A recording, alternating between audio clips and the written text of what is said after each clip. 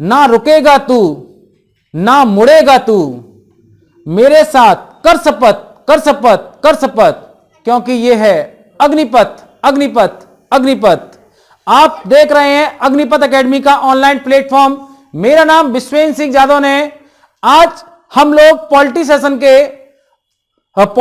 में उपस्थित हैं और हम पॉलिटी सेशन के तहत पिछले वीडियो में मौलिक अधिकार के तहत हमने अनुच्छेद 22 देखा था, अनुच्छेद 22 देखा था।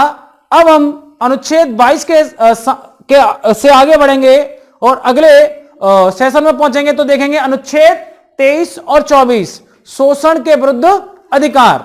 हम आपको बता दें कि मौलिक अधिकार कर रहे हैं। क्या कर रहे हैं? मौलिक अधिकार से संबंधित टॉपिक कर रहे हैं, जिसमें हमने अनुच्छेद 12, 13 और इसके बाद समानता के अधिकार अनुच्छेद 14 से 18, स्वतंत्रता के अधिकार 19 से 22 तक खत्म कर लिए हैं और हम अब शोषण के विरुद्ध अधिकार अनुच्छेद 23 और 24 में पहुंच चुके हैं।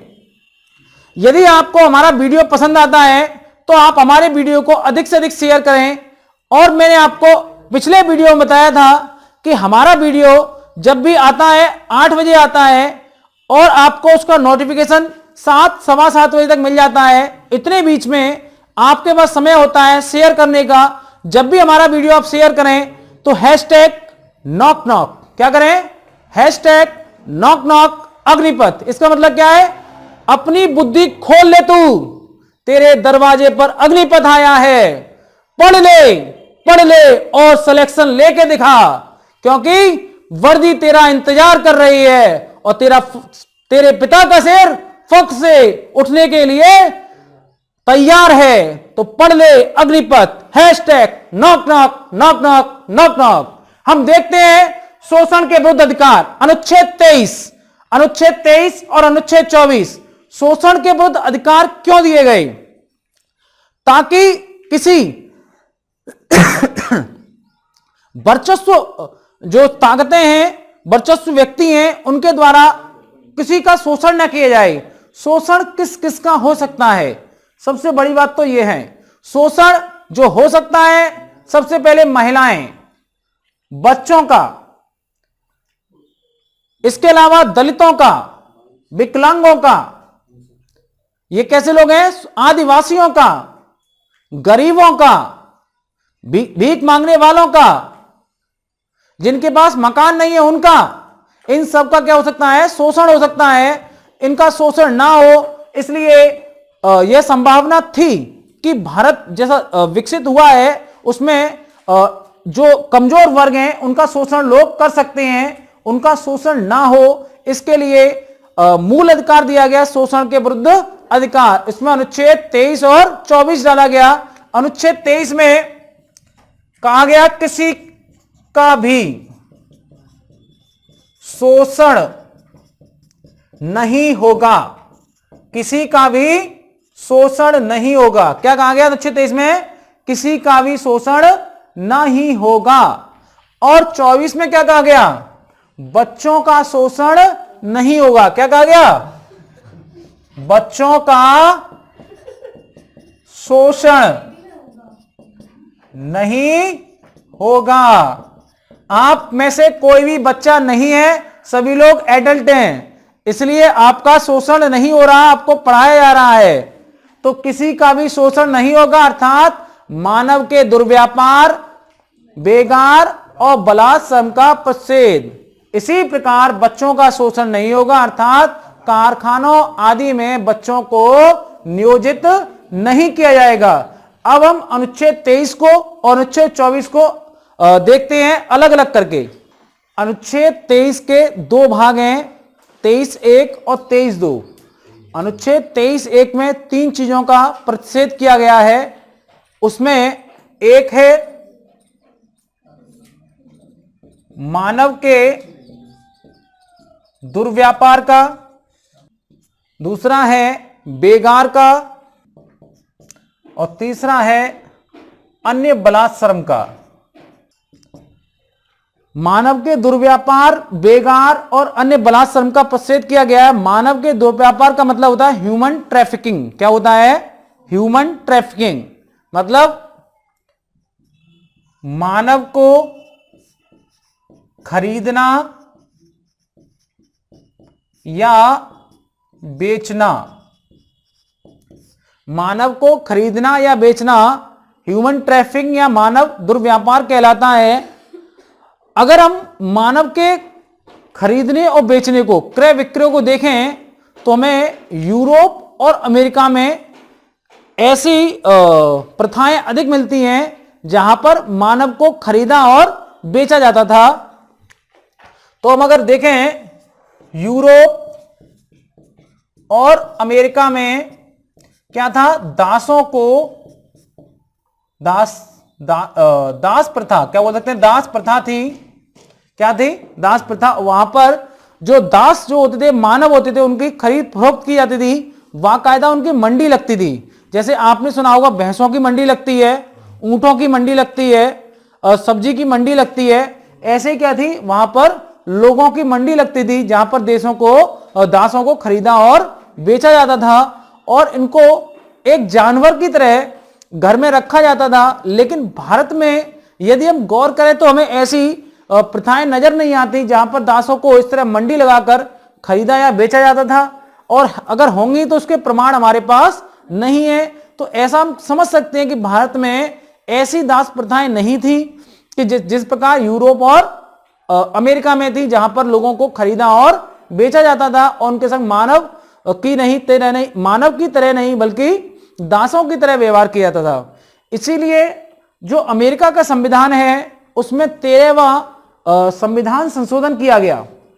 अमेरिका के संविधान में 13वां संविधान संशोधन करके उसमें लिख दिया गया दास प्रथा का प्रतिषेध। क्या लिख दिया गया?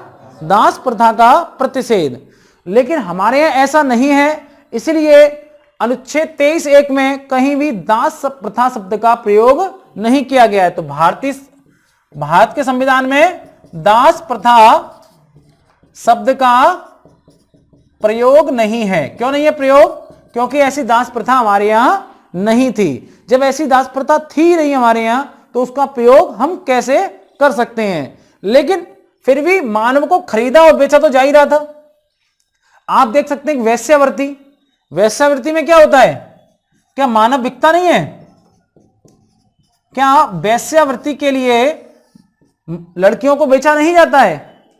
बेचा तो जाता है, खरीदा जाता है, बेचा जाता है। भिक्षावृत्ति, भिक्षावृत्ति में भी ऐसा होता है कि मानव को खरीदा और बेचा जाता है।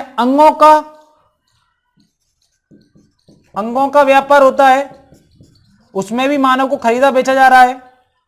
मैंने आपको बताया भी है कि अब भिक्षावृत्ति में क्या है कि जैसे आप अगर कोई बच्चा है, उसके अगर हाथ पैर नहीं है और वो भीख मांग रहा है और अगर आपने उसको भीख दे दी तो आप ये समझ लीजिए कि उस बच्चे की सहायता नहीं कर रहे हैं, बल्कि एक बच्चे को और अपाहिज करने के लिए आपने पैसे दिए हैं। क्योंकि जब बच्चा अपाहिज होता है तभी उसे भीख अच्छी मिलती है। तो ये एक व्यापार बना लिया है लोगों ने। बच्चों के किडनैप होते हैं, उनके अंग भंग किए जाते हैं और उन अंग भंग करने के बाद उनको क्या है, चौराहों पर, रेलवे स्टेशनों पर, मंदिरों पर भीख मांगने के लिए छोड़ दिया जाता है। वो जो पैसा इकट्ठा करके लाते हैं उससे वो अपना पेट भरते हैं और उन पर और उन्हें गुलामों की तरह या पशुओं की तरह उनके साथ ट्रीट किया जाता है। तो आप अगर वैसे तो आपकी इच्छा है, लेकिन अगर आप चाहते हैं कि ऐसा कोई ना हो कि बच्चा कोई किडनैप ना हो, तो हम क्या करें, उन्हें भीख देना बंद कर दें। तो क्या होगा, जब किसी बच्चे को हम भीख ही नहीं देंगे तो बच्चों की किडनैपिंग बंद हो जाएगी। तो हमें एक तरह से मुहिम चलानी पड़ेगी समाज में कि बच्चों को भीख नहीं दी जाएगी। आपको हो सकता है बहुत हृदय वेदना आपको कि जब बच्चा कोई मांग रहा है, वो ऐसे करके बुरी आंखों से देख रहा है, लंगड़ा है, बुरा हाल है, लेकिन उसके बुरे हालत का जिम्मेदार कौन है ये सोचो। अगर उसको आप इतने सक्षम हो जाएं कि उसके लिए आप कुछ कर सके तो आप उसके जीवन में परिवर्तन करो तो सही है। 1 रुपया, 2 रुपया, 4 रुपया, 10 रुपया, 15 रुपया देकर आप उसका भला नहीं कर रहे, बल्कि अन्य बच्चों का आप बुरा कर रहे हैं। हो सकते हैं कि आपके घर से ही ऐसा कोई बच्चा हो जो क्या हो, बाद में किडनैप हो, उसके अंग भंग किए जाए, उनको भिक्षा मांगा जाए, वो आपका बच्चा फिर आपको ना मिले।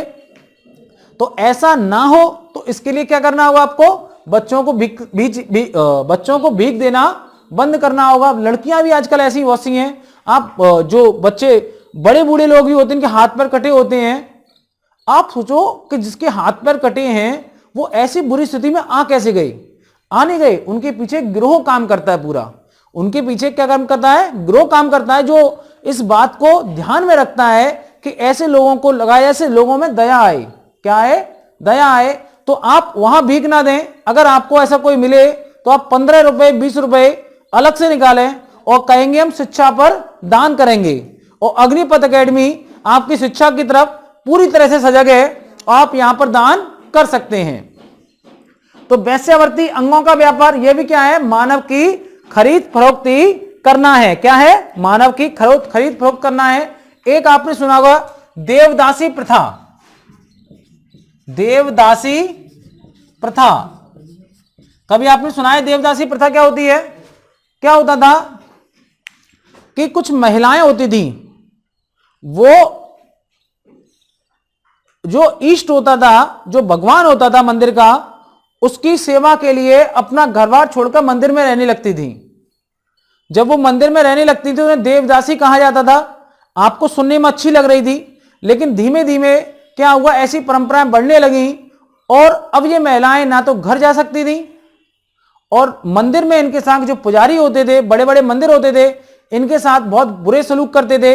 इनका यौन शोषण किया जाता था और इसके अलावा इनका देह व्यापार, वेश्यावृत्ति भी कराई जाती थी इनसे।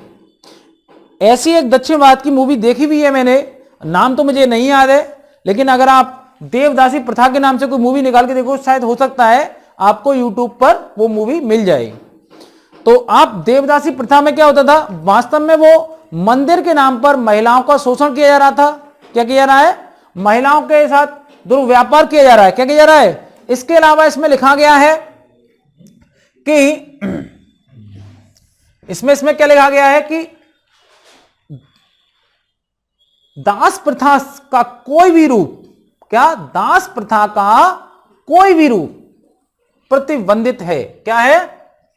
दास प्रथा का कोई भी रूप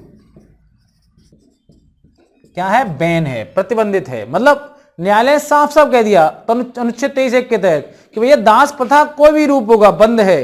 हो सकता है हम ऐसा कोई रूप हो जो पहचान ना पाए, लेकिन वो दास प्रथा से मिलता जुलता हो, ऐसा हो सकता नहीं हो सकता है? तो सारे रूप बंद हैं, कोई भी रूप नहीं चलेगा आपका, कैसा भी रूप नहीं चलेगा, सारे रूप बंद कर दिए गए हैं। अब रूप का जमाना गया, अब है बेगार। क्या है? बेगार। बेगार क्या होता है? बेगार एक तरह से बाउंडेड लेबर। क्या होता है? बाउंडेड लेबर होता है। बाउंडेड लेबर का मतलब क्या है? जैसे आप एक मजदूर को लेकर आओ, उससे क्या करो? काम कराओ, लेकिन पैसा ना दो, या न्यूनतम मजदूरी जो होती है उससे कम पैसा दो, तो क्या कहते हैं? उसे बेगार कराना। ये क्या है? एक सामंतवाद का लक्षण है। क्या है ये? सामंतवाद का लक्षण है। मतलब पहले क्या होते थे? पहले सामंत जो लोग होते थे वो अपने यहां गुलाम रखते थे। क्या रखते थे? गुलाम रखते थे और उनसे कार्य कराए जाते थे, लेकिन उन्हें पैसा नहीं दिया जाता था। तो कह सकते हैं कार्य के बदले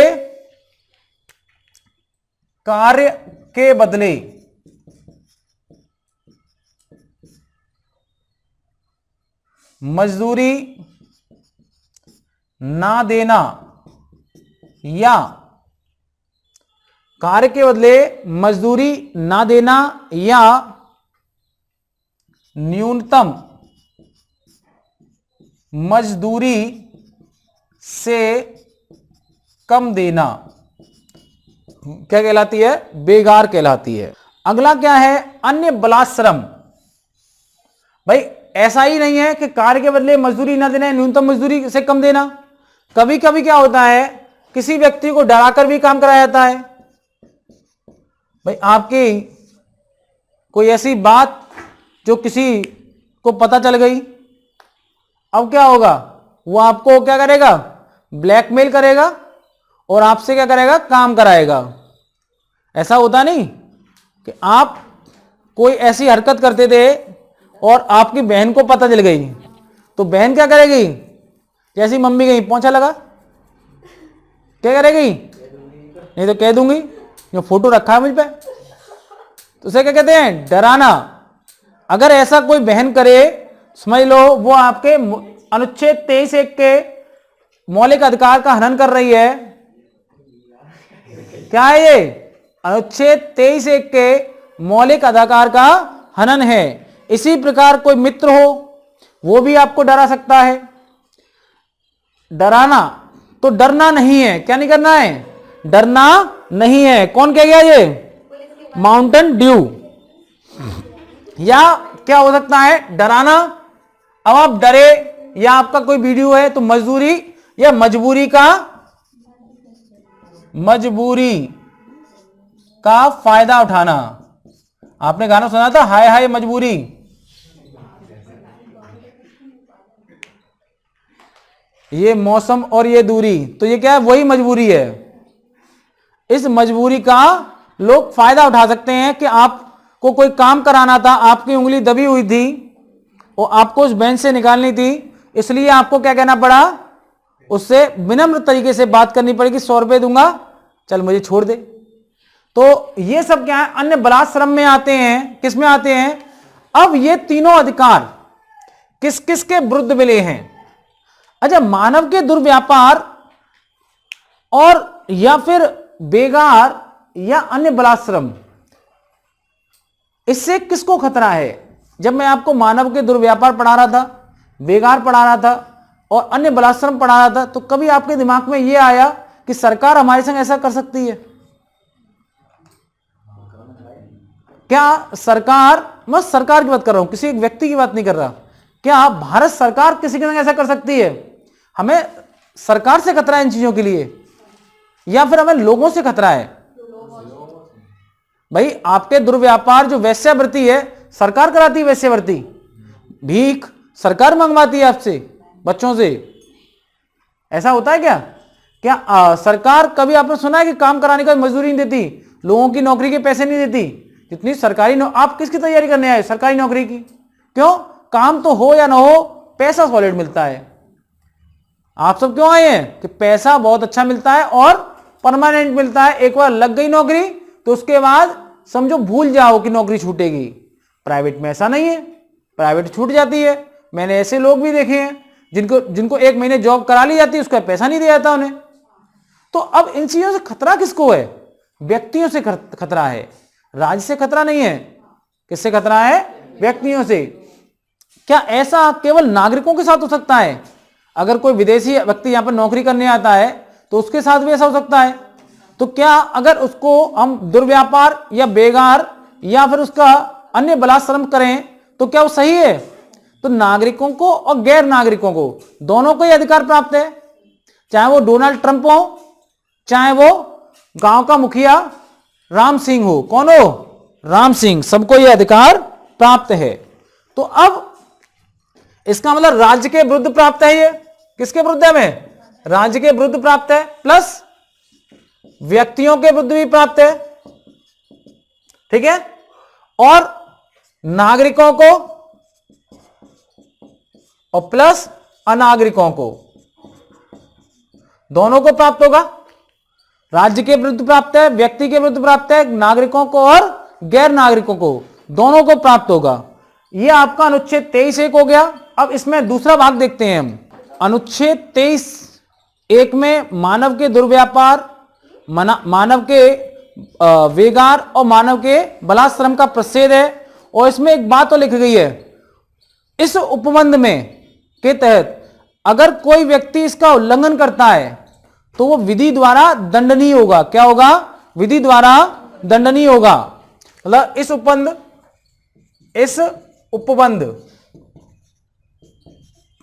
का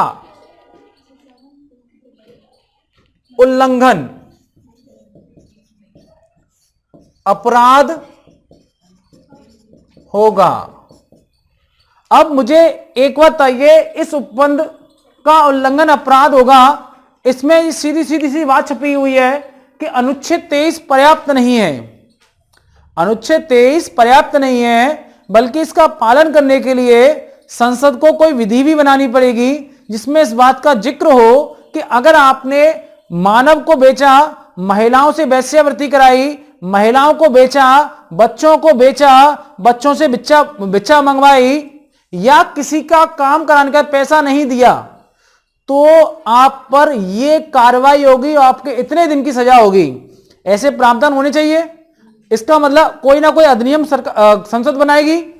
अब मुझे एक बात बताओ कि अनुच्छेद 23 अर्थात अनुच्छेद 23 को लागू करने के लिए संसद विधि बनाएगी, यह शक्ति कौन से वे अनुच्छेद में दी गई है? आप कमेंट करें। मैं पुनः क्वेश्चन को दोहराता हूं। अनुच्छेद 23 को लागू करने के लिए संसद विधि बनाएगी, यह शक्ति कौन से वे अनुच्छेद में दी गई है? अनुच्छेद 35 में, क्योंकि अनुच्छेद 35 में कहा गया है एफआर को लागू करने के लिए संसद विधि बनाएगी। क्या बनाएगी? विधि बनाएगी। अब इसका मतलब क्या है? अनुच्छेद 35 का प्रयोग करके संसद क्या बनाएगी? संसद विधि बनाएगी। अब संसद ने कुछ विधियां बनाई इसका प्रयोग करते हुए। पहली विधि बनाई अनैतिक दुर्व्यापार निवारण अधिनियम 1956। अनैतिक दुर्व्यापार निवारण अधिनियम 1956। अगला बनाया बंधुआ मजदूरी प्रणाली निवारण अधिनियम 1976। बंधुआ मजदूरी प्रणाली निवारण अधिनियम 1976। अब अनुच्छेद 23 में यह तो बता दिया कि मानव से दुर्व्यापार, बेगार और बलात्सर्म नहीं कराएंगे, और ऐसा अगर कोई करता है तो उसे अपराध का दोषी माना जाएगा और उसे उसके अनुसार दंड दिया जाएगा। लेकिन कभी कभी कुछ ऐसी स्थितियां आ सकती हैं, जैसे हमारे देश पर किसी ने युद्ध कर दिया, आक्रमण कर दिया, हमारा उससे क्या हुआ? युद्ध शुरू हो गया, और युद्ध शुरू होने से क्या हुआ? हमारे बहुत सारे सैनिक मारे गए। अब सरकार चाहती है कि तेजी से सैनिकों की भर्ती की जाए। अगर तो इसके लिए क्या कर सकती है सरकार? अनिवार्य सैनिक सेवा लागू कर सकती है, जिसमें आपको सैलरी नहीं मिलेगी, केवल आप सेना में भर्ती होंगे, ट्रेनिंग मिलेगी और आप सीधे दुश्मन से लड़ने जाएंगे। कभी कभी ऐसा भी हो सकता है कि हमारे देश में इतनी बड़ी आपदा आ जाए, प्राकृतिक आपदा आ जाए कि उससे एकदम देश की अर्थव्यवस्था चरमरा जाए।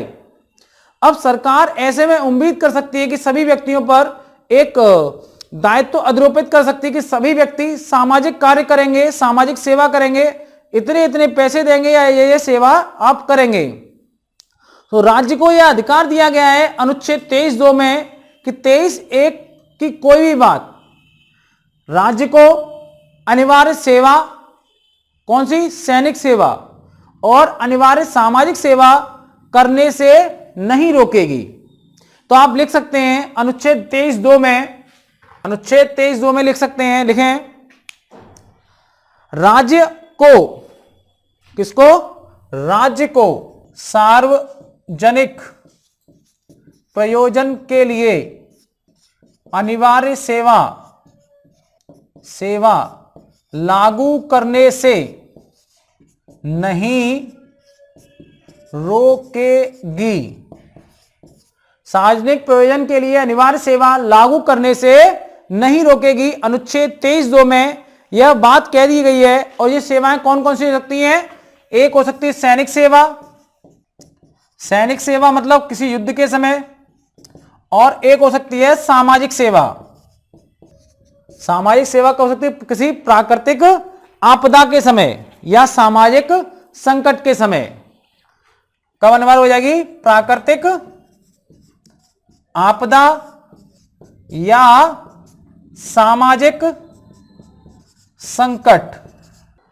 तो सैनिक सेवा और सामाजिक सेवा अनिवार्य की जा सकती है, लेकिन राज्य पर एक प्रतिबंध लगाया गया है कि राज्य 4 आधारों पर विभेद नहीं करेगा। वो 4 आधार कौन कौन से हैं, लेकिन राज्य 4 आधारों पर विभेद नहीं करेगा, नहीं करेगा। मतलब जो अनिवार्य सेवा लागू करेगा उनमें ये 4 आधार दिए गए हैं, इनके आधार पर विभेद नहीं किया जाएगा। ये आधार हैं धर्म, मूलवंश, जाति और वर्ग। धर्म, मूलवंश, जाति और वर्ग के आधार पर विभेद नहीं करेगा।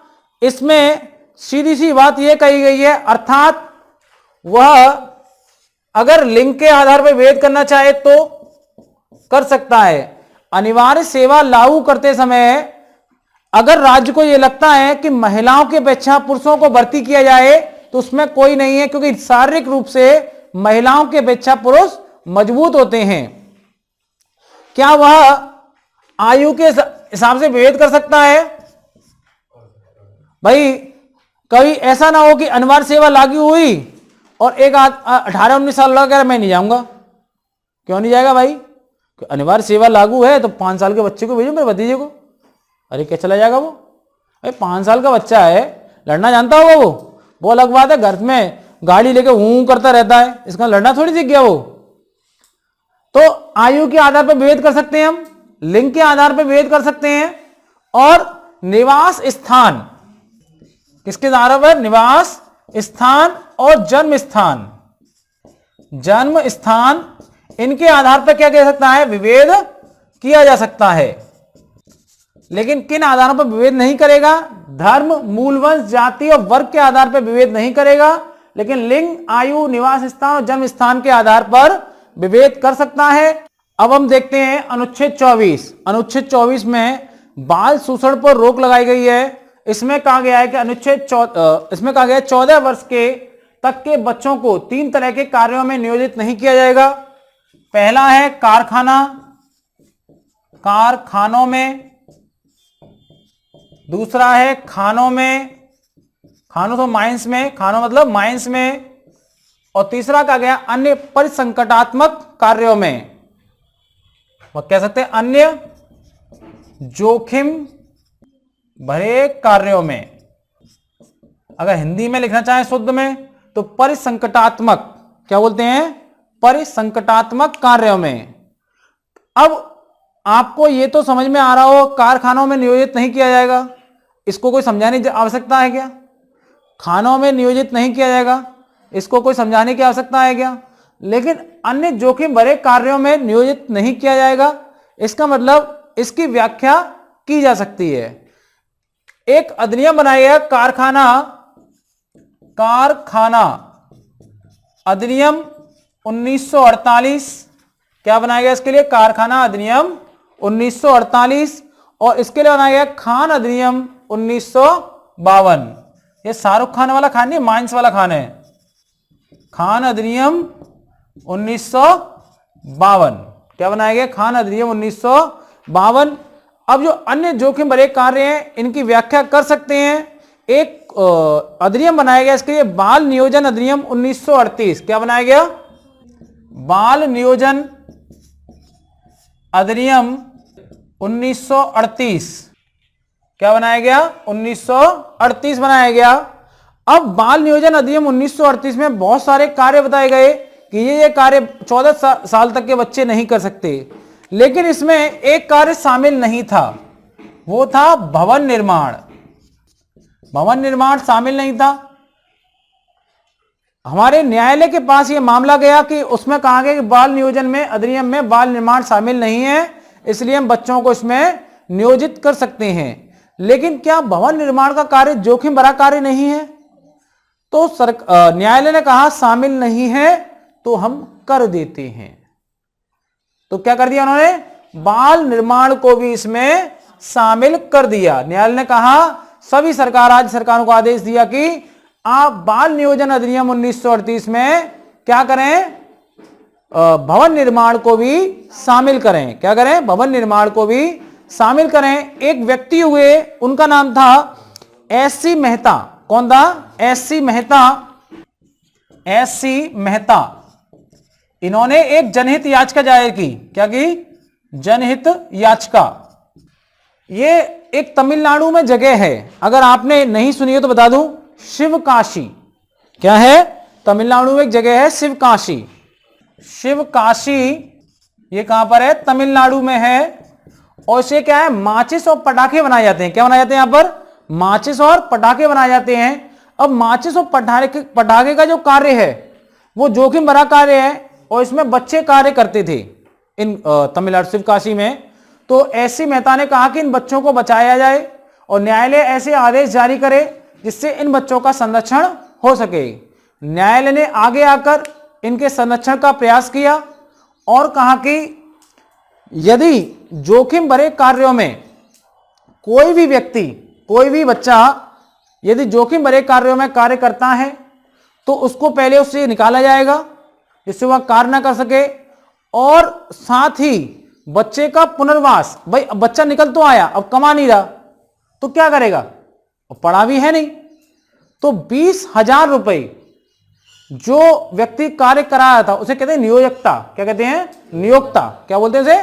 नियोक्ता, मतलब कार्य कराने वाला। उसे 20,000 रुपए देने होंगे, और किसके लिए देने होंगे? उसकी शिक्षा पर खर्च करने के लिए।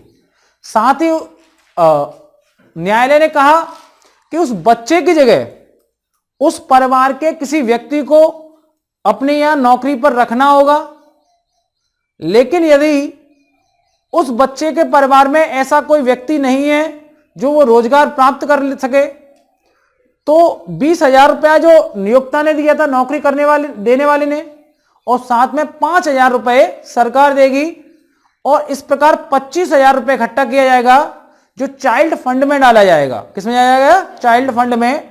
और उसकी ब्याज से उस बच्चे को क्या दी जाएगी? शिक्षा दी जाएगी। क्या दी जाएगी? शिक्षा दी जाएगी। इस प्रकार न्यायालय ने कुछ निर्णय देकर कोशिश की कि इन बच्चों का संरक्षण किया जाए, और जब न्यायालय ने निर्णय दिया तो 9 क्षेत्रों में लागू किया। उन 9 क्षेत्रों में एक शहर अपना भी था, फिरोजाबाद।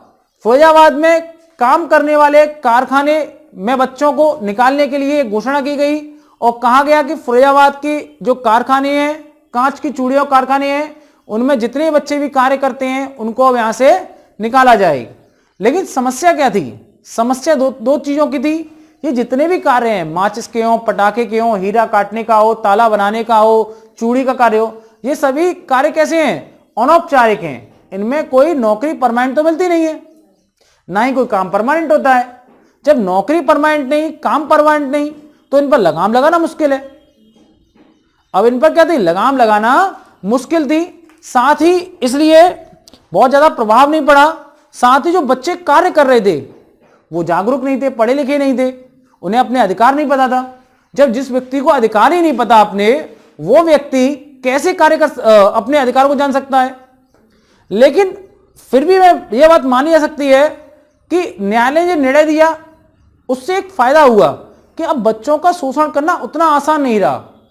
अगर आप बच्चों को कारखानों में लगाते हैं और पुलिस की चेकिंग आ गई तो अब पकड़े जा सकते हैं। तो ये डर तो लोगों को है ही अब कि बच्चों को ना लगाएं। उसके बाद 86वां संविधान संशोधन हुआ, और 86वें संविधान संशोधन के द्वारा आपको पता है 40A जोड़ा गया। कितना जोड़ा गया? इसे कहते हैं मूर्खता की हद। 21A जोड़ा गया, नालायक को अभी पढ़ाया है। 46वें संविधान संशोधन द्वारा 21A जोड़ा गया और शिक्षा के अधिकार को मौलिक अधिकार घोषित कर दिया। और मौलिक अधिकार कैसा? निःशुल्क और अनिवार्य शिक्षा। क्या कर दिया? निःशुल्क। और तो क्या हुआ? बच्चों का संरक्षण और व्यापक होने लगा और तेजी से होने लगा। हम ये तो नहीं कहते कि सारे बच्चे भी पढ़ गए हैं, हमारा देश विकसित हो गया, लेकिन ऐसे अधिनियम, ऐसे कानून और ऐसे निर्णय आने से क्या होता है? हमारी प्रगति में कुछ बदलाव होते हैं और बच्चों का शोषण करना कम हो जाता है। जब शोषण करना कम हो जाता है तो क्या होता है? उससे बच्चों का विकास होता है और बच्चे अपने बचपन को खोते नहीं है। नहीं तो समझदार तो बूढ़े भी होते हैं, फिर बच्चों को समझदार होने की क्या आवश्यकता है? बच्चे तो समझदार नहीं होते, ऊधम मचाते ही अच्छे लगते हैं, लेकिन 18 साल से ऊपर के लोग बच्चे नहीं होते हैं। इस बात को भी समझ रहे हैं आप लोग। 18 साल से नीचे के बच्चों की बात हो रही है। अपने को बच्चा समझकर क्लास में ऊधम ना करें। तो अब ये एक अधिनियम है, बाल नियोजन अधिनियम 1938। इसको 2011 में क्या किया गया, संशोधित किया गया। क्या किया गया, संशोधित बिल आया। उस समय सरकार किसकी थी, यूपीए की। मैंने आपको समझाया है इससे पहले पिछले वीडियो में यूपीए और एनडीए के बारे में। इन्होंने कहा कि 14 वर्ष से नीचे का कोई बच्चा कोई कार्य नहीं करेगा। 14 वर्ष से नीचे का बच्चा कोई कार्य नहीं करेगा, किसी भी नियोजन में नहीं लगाया जाएगा। दूसरे कहा 14 से 18 वर्ष के बच्चे को, 14 से 18 वर्ष के बच्चे को जोखिम के किसमें, जोखिम के कार्यों में नहीं लगाया जाएगा। और जो 18 साल से ऊपर के बच्चे हैं 18+, इनको जहां लगाना है, जैसे लगाना है, जो करना है करो, जोखिम भरे कार्यों में लगाओ, इनसे ईंटें डुलवाओ, इनसे पानी चढ़वाओ, बालू चढ़वाओ, कुछ भी चढ़वाओ, आप स्वतंत्र हैं। हुआ क्या, 2015 में एनडीए की सरकार, किसकी सरकार आई, एनडीए की सरकार आई। उनने कहा 14 साल के बच्चे में कुछ सुधार कर दिया, और सुधार करके क्या लिख दिया, खतरनाक कार्यों में किसी बच्चे को नहीं लगाया जाएगा। किसमें लगाया जाएगा, खतरनाक, अन्य कार्यों में नहीं लगाया जाएगा। ना तो खतरनाक कार्यों में लगाया जाएगा, ना अन्य कार्यों में लगाया जाएगा। लेकिन इसके कुछ अपवाद लिख दिए। क्या लिख दिए, अपवाद। जैसे इंटरटेनमेंट इंडस्ट्री, मतलब मनोरंजन की जो वो है कार्य हैं, जैसे एड में बच्चे आते हैं, फिल्मों में बच्चे आते हैं, आते नहीं आते हैं, आज आप देखते होंगे, एक छोटा सा बच्चा है, ग्लूकॉन डी पीता हूं, फिर मम्मी मुझे ग्लूकॉन डी पिलाती है, फिर मैं बढ़ जाता हूं, है क्या नहीं। हाँ, माँ मांगे डिटॉल का धुला, जी सब क्या है, बच्चे हैं। और जो ऐड कर रहे हैं ये क्या है, एक कार्य तो है या नहीं कार्य है। तो ऐसे कार्यों में बच्चों को नियोजित किया जा सकता है। लेकिन सरकार ने कहा छुट्टी के बाद या छुट्टियों में, ऐसा नहीं कि उसका स्कूल गोल कराकर आप पढ़ाओ उसे। अगर आपने स्कूल गोल कराकर पढ़ाया तो फिर सरकार करेगी आपको गोल मटोल। लेकिन इस पर नियंत्रण लगाना बहुत मुश्किल है कि कह दो आज तो हमारी स्कूल छुट्टी थी, आज हमारा बच्चा बीमार था। लेकिन यह है कि आप फिर भी इतना शोषण नहीं कर सकते।